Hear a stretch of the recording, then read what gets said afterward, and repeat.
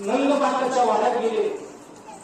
यशोदा मैयाजवळ असणारा भगवान श्रीकृष्णाला ठेवलं आणि त्याच यशोदेच्या पोटी जन्माला आलेली मुलगी माया, त्या मायेला असणारा उचललं आणि पुन्हा वसुदेव असणारा कारागृहामध्ये आले.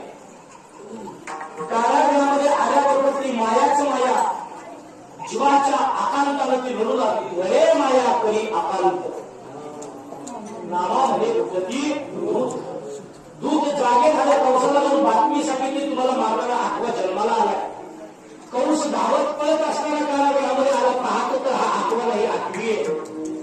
मुलगा असो या मुलगी असो, आपल्याला मारणारा आठव्या क्रमाला आपण याला ठेवायचं नाही. शेळीच्या पिलेला जसं एकाच असणाऱ्या मुष्टीमध्ये धरावं, तसं त्या असणाऱ्या लहान बाळाला एकाच हातामध्ये दोन्ही पाय धरले. ज्या ठिकाणी 6 बाळाला गळगळा फिरून आपटून मारलं होतं, तिथपर्यंत असताना त्या मुलीला घेऊन गेला. गळगळ फिरून आता आपटला तेवढ्या हातातली माया निसटली.